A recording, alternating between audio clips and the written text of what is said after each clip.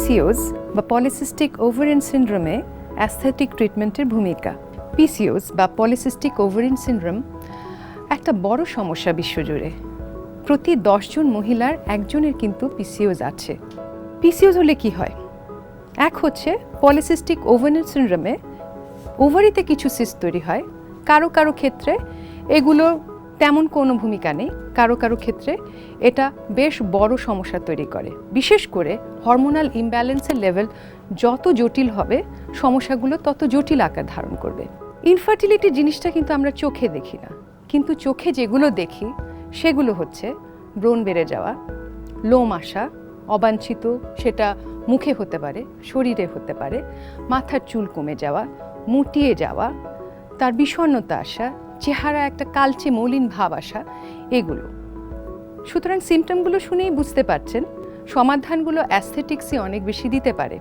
আর যারা এই মুটিয়ে যাওয়ার সমস্যায় ভোগেন তাদের ক্ষেত্রে দেখা গেছে তাদের ওজন আমরা যত কমিয়ে আনতে পারি এবং তাদের টার্গেটেড এরিয়ার ফ্যাট, বিশেষ করে পেটের ফ্যাট, তলপেটের ফ্যাট আমরা যত কমাতে পারি, পিসিওর সিস্টগুলো তত সার্জারি ছাড়াই খুব সহজে ভ্যানিশ হয়ে যায়।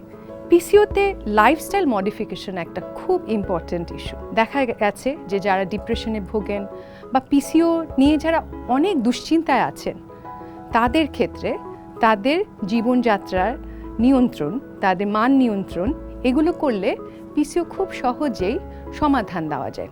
সুতরাং পিসিও মানেই গাইনোকোলজিস্টের কাছে ছুটে যাওয়া এরকম কিন্তু ব্যাপারটা নয়। যার বয়স দেখা যায় অ্যাডোলেসেন্ট থেকে টিনএজ, তার কাছে হয়তো তার চেহারার ব্যাপারগুলো অনেক বেশি ইম্পর্ট্যান্ট থাকে, কিন্তু আফটার ম্যারেজ চেহারার সাথে সাথে ইনফার্টিলিটি একটা বড় ইস্যু। পিসিওতে মাসিকের অনিয়ম একটা বড় সমস্যা, যেটার জন্য প্রথমেই মনে হয় গাইনোকোলজিস্টের কাছে যাওয়া দরকার। এই ট্রিটমেন্টটা যে কোনো চিকিৎসকই করে দিতে পারেন।